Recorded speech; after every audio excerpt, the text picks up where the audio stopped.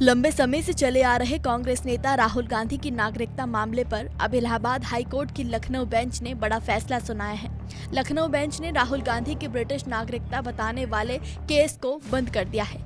Court ने कहा कि अब पूरी जिम्मेदारी भारत सरकार पर है। भारत सरकार अगर इसमें फैसला नहीं लेती है तो इसे कोर्ट की अवमानना मानी जाएगी। दरअसल राहुल की नागरिकता की रिपोर्ट केंद्र सरकार पेश नहीं कर पाई, जिसके बाद लखनऊ बेंच ने राहुल गांधी को ब्रिटिश नागरिक बताने वाले केस को बंद कर दिया। साथ ही कोर्ट ने सरकार से कहा, राहुल की नागरिकता की रिपोर्ट केंद्र सरकार पेश नहीं कर पाई, केवल रिपोर्ट के इंतजार में याचिका को लंबित नहीं रखा जा सकता। जब भी रिपोर्ट केंद्र सरकार को प्राप्त होती है तो याचिकाकर्ता को उसकी एक प्रति उपलब्ध कराएं और उसे कोर्ट में भी प्रस्तुत करें। अब पूरी जिम्मेदारी भारत सरकार पर है। भारत सरकार अगर इसमें फैसला नहीं लेती है तो इसे कोर्ट की अवमानना मानी जाएगी। कोर्ट ने केंद्र सरकार को निर्देश दिया है कि वो इस मामले में जल्द से जल्द अंतिम निर्णय ले और याचिकाकर्ता को सूचित करे, तो वहीं संबंधित देश भी इस पर कोई जवाब नहीं दे रहा है। केंद्र सरकार के वकील ने कहा कि मामला दो देशों के बीच की संवेदनशील जानकारी से जुड़ा है। संबंधित देश को कई रिमाइंडर भेजे जा चुके हैं, लेकिन अब तक कोई जवाब नहीं मिला है, इसलिए कुछ और समय दिया जाए। जिसके बाद कोर्ट ने कहा कि फिलहाल इस याचिका की सुनवाई पूरी की जा रही है। याचिकाकर्ता को ये स्वतंत्रता है कि वो नागरिकता से संबंधित किसी भी अन्य फोरम या कोर्ट में याचिका दाखिल कर सकता है। बता दें कि इससे पहले भी 21 अप्रैल को हुई सुनवाई में additional solicitor general Suryabhan Pandey ने केंद्र की ओर से स्थित रिपोर्ट पेश की, लेकिन कोर्ट ने उसे अपर्याप्त मानते हुए सख्त टिप्पणी की और कहा, ये मामला राष्ट्रीय महत्व का है, देरी नहीं चलेगी। कोर्ट ने केंद्र से पूछा, राहुल गांधी भारतीय नागरिक हैं या नहीं, 10 दिन में स्पष्ट कीजिए।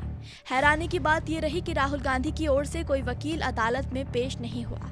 दरअसल कर्नाटक के रहने वाले विघ्नेश शिशिर ने याचिका दायर कर दावा किया था कि राहुल गांधी ने ब्रिटेन की एक कंपनी में डायरेक्टर रहते हुए खुद को ब्रिटिश नागरिक बताया था।